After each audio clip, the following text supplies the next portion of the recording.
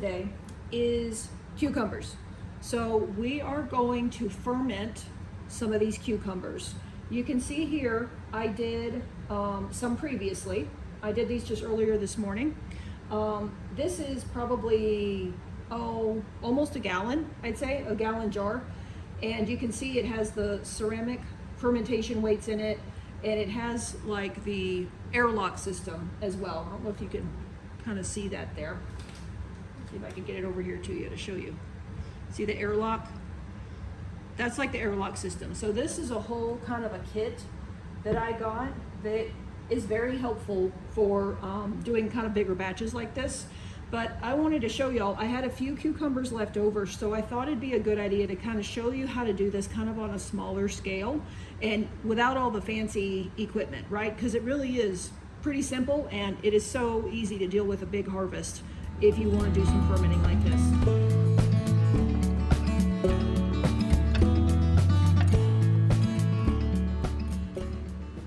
To get started fermenting, you only need a few ingredients, a few supplies. So today I'm going to do, this will probably be about quart-size jar size, right? So I'm going to show y'all how to do it in a quart-size jar. So you want a clean jar. It doesn't have to be super like sterilized or anything, but you do want clean, wash it with hot soapy water, set it aside, dry it out, it'd be good. Quart-size jar. You're also going to want some filtered water. So this is RO water. Being that we're doing about a quart, I have 2 cups of water in here, okay? The key to the water is you do not want chlorinated water, okay? If it's chlorinated, it won't let your ferment do what it's supposed to do, okay? So like I say, this is RO water. If you have just some really good filtered water, that would work as well. You're gonna want some good quality salt. So I have canning salt. You could use sea salt, you could use, I believe, a kosher salt. What you don't want to use is anything that has been iodized, okay? Again, just like the chlorine in the water, iodized salt will not work well in a ferment, okay? So you want a good quality salt. You obviously want your veggies or whatever you're fermenting. In our case today, it's going to be cucumbers. I've also done okra, we've done green beans, we've done obviously cabbage, right? Sauerkraut is what is the #1 thing people think, right, when you're fermenting. But today is cucumber day. So you're also going to want something to stir your salt in when you put it in your water, right? So I just have a long spoon there. You're going to want a tablespoon measurer. That's what'll measure your salt to get it in there. Beyond that, these are a couple things that are not necessary, but they are nice to have, okay? So the first thing here is a glass fermentation weight. Okay, y'all, I got this off Amazon and they're really not that expensive. But these are really nice because it will fit perfectly into a wide mouth jar, just like that. And what these do is they will literally like weigh down whatever food you have in there. Because what you do when you're fermenting is you want to make sure all the food that you cut up stays submerged, okay? And that's where this comes in. This will help. If you don't have a weight, I've heard people use various things to try to weigh it down. My favorite thing, if I'm either out of weights or I just don't need one, is you can cut so say if you cut these into like spears, right, lengthwise, you could like shove them down in there and pack them in really, really tight to where even when you put your brine in here, they're not going to start floating, right? As long as there's some way for them not to float, right, after you put that brine in, as long as they're below the surface, you're good, right? So if you don't want to get any of these or if you don't have any on hand, as long as nothing's above the surface of that brine, you're still good. Now this is another nice thing to have. This is a fermentation lid, and I don't know if you can see, it's got a hole there right in the middle. Okay, so what this does is this will automatically burp your jar for you, okay? So it just goes on there after your food is in there, and you can put a ring on there, like a canning ring, to hold it on. And basically, when the fermenting process starts, it'll produce bubbles, like gas bubbles. It will literally release air. It will produce air, produce gases that will build up within your jar unless they have an escape, right? this provides an escape for it automatically without you having to do anything, okay? So if you don't have one of these, you have options, right? And I do this all the time. When these are dirty or I'm out or I just forget about them, you can use just one of the regular plastic lids that screws on, or you could even use like the regular 2-piece canning lid, right?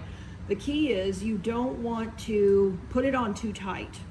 One, you want to make sure that there's 2 options. You can either open it once a day and burp it, let those gases off, or you can just not screw it on so tight to where it will kind of vent itself. However, obviously if it, spills, it'll spill if the lid's not tight. But those are your options. What you want to make sure you don't do is just seal this closed, right? Because then your gases have nowhere to go and you will end up with a broken jar.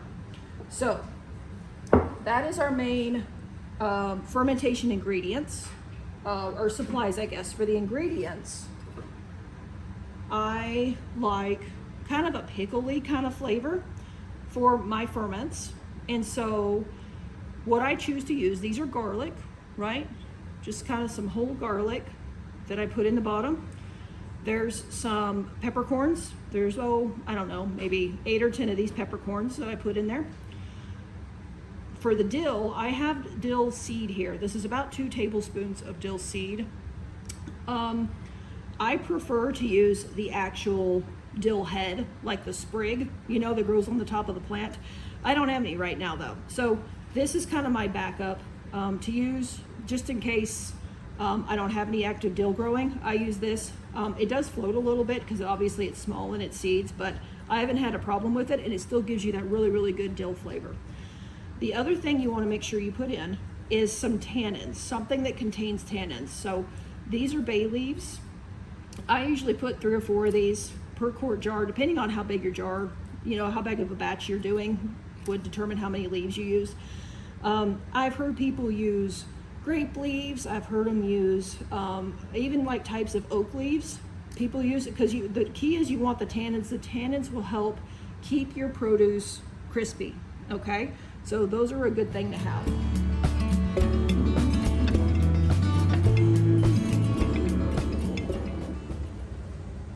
So the first thing we want to do is get our salt brine going, okay? So we will do, what I normally do is for every 1 quart of water, I do 2 tablespoons of brine, of salt. So that gives us about a 2% brine. 1 quart of water, 2 tablespoons of salt. So since this is a half a quart, right, this is 2 cups, I'm only gonna add 1 tablespoon of salt. Now, the amount of salt that you add is going to be determined based on how you're gonna store this after it's done fermenting, okay? So for me, what I typically do is make my ferment, right, like we're doing today, and I'll let it sit anywhere from 1 to 2 weeks. And after about a week, week and a half, what you'll do is you'll start tasting it and seeing if it is the taste that you prefer, okay? The longer it sits, the more fermenty, the more bite it'll have, right? But the longer it sits, the more valuable probiotics it'll produce as well, okay? But for us and my family, we usually let it sit around week and a half, 2 weeks, and then it's about where we like it. Once it's done fermenting, once it's gotten to where we like it to be, you simply take the jar and you put it in the fridge. That's what we do. And the fridge will drastically slow down the fermentation process. It won't stop it, but it will make it to where that ferment will last for months in the fridge. Now, there is a way to keep your ferment at room temperature even after it's done. To do that though, you will have to increase the amount of salt that you put in. So for this 2 tablespoons per quart, you would have to increase it to probably 3 tablespoons per quart if you're going to try to do that. But obviously it's going to make your end result is going to be saltier, right? So I found this to kind of be the happy medium. We store it in the fridge after it's done, but we can also do about 2 tablespoons per quart, and that comes up with about a 2% solution.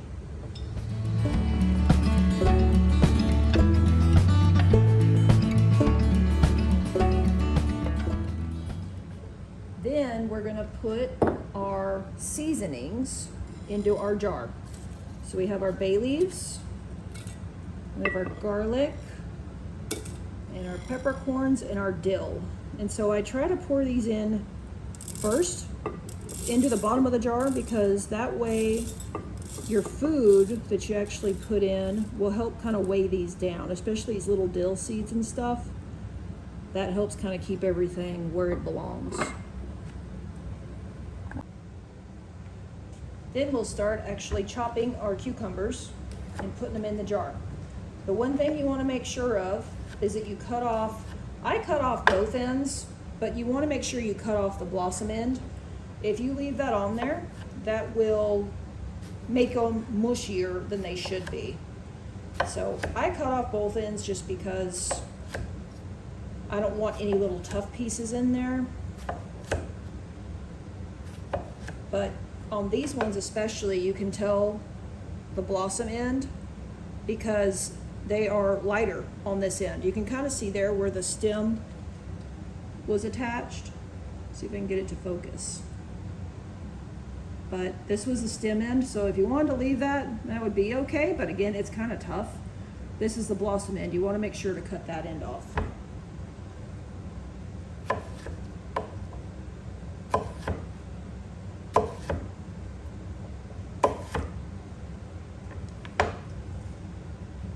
So as you put them in, you're going to want to pack them as tight as you can without like squishing them, right? You want them in there because you're going to have one that'll give you more, more food in your jar, but also it will take less brine. So you want to, I kind of pack them as I go. It's if you pack it all the way to the top and then try to arrange them, a lot of times you don't get as good of a pack in there. So I kind of do it as I go.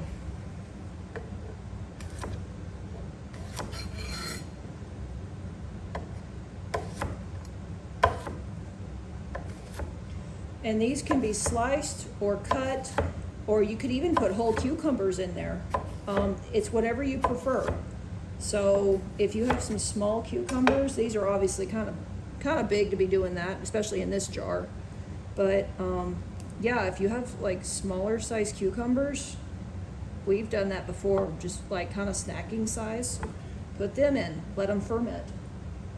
They all kind of work the same way.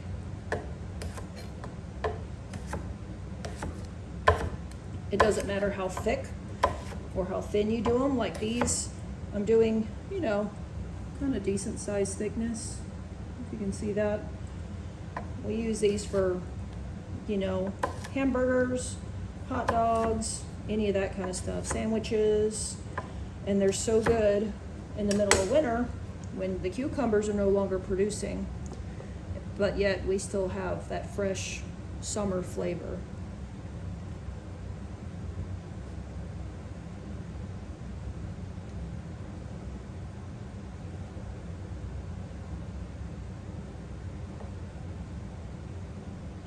So you want to fill it up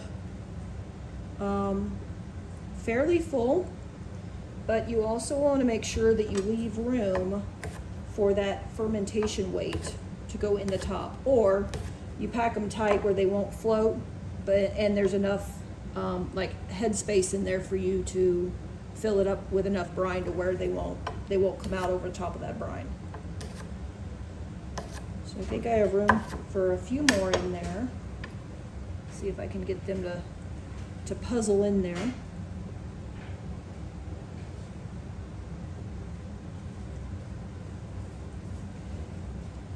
we go. Okay, here we have it. All right, now these are all in there pretty well, pretty tight as I can get them. And I'm going to put the weight in the top. There we go. Make sure that it is a little, like this has that little handle on it. I want to make sure that is seated below the rim of the jar because I don't want that blocking the exit for the air, right? So I want it a little bit below. Make sure my brine is dissolved, just like it is, and all you do is pour it over it and fill it all the way up.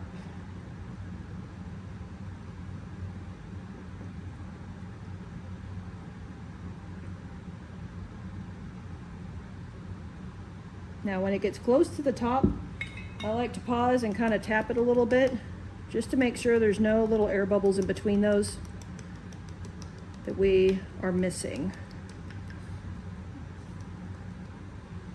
There we go. All right, and so then I'll finish up filling it.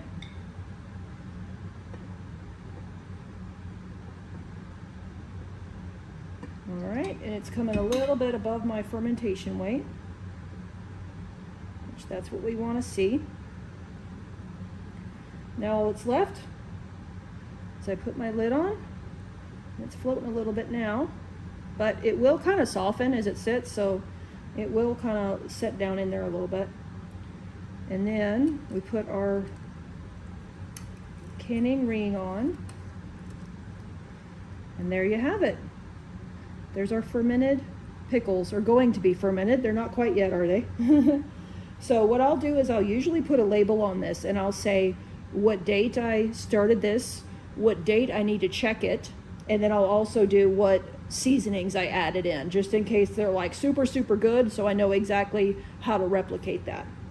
So you'll let this sit for about a week and a half or so. You can check it after a week. It'll probably be fairly weak after a week, W-E-A-K after a W-E-E-K. But what we typically do is check about a week and a half, 2 weeks, and it's usually pretty good after then. Once it's to your liking, you just stick it in the fridge and you've got some fermented pickles.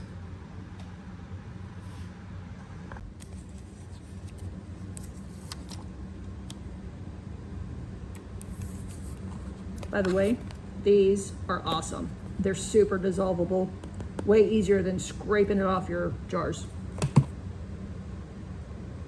So the last thing when you're going to find a place to keep your ferment when it is cooking, so to say, you want to do it in a dark cabinet or your pantry or something like that, because if it is in direct sunlight, it can inhibit the fermentation. Also, you want to make sure that it's sitting in some kind of a plate or a tray or something, in case it does. We talked about those gases coming up. Sometimes it can literally bubble over, so you don't want it sitting directly on your cabinets. But you put it away and you check it after a week and a half or so and go from there. So this is what these ferments look like after 1 week. Okay, I did these exactly a week ago today, and you can see all the bubbles at the top. See all this forming up there? That's a good sign. That tells you that all this is fermenting, right? That's what you want to see. And you also see how the water is kind of cloudy. That is totally normal, okay? The main thing you want to check is just open these every once in a while and make sure they're not getting any scum or anything on top. And if it's like a white scum, all you got to do is just wipe that off. That is not anything that's harmful. And you just keep an eye on them. And about now, this is a week in, you might want to start tasting them and see if they are where you want them to be taste-wise. I'm going to leave them for another 3 or 4 days probably, because we like them a little bit stronger than after a week. And then once they are finished, then all you simply do is, for this little one here, the quart, you just get a quart size lid or a wide mouth lid, and you put it on there and just put it straight in the fridge. And this big guy, I'll just put him into smaller size jars so they fit in the fridge easier, and you just store them in there until you eat them all.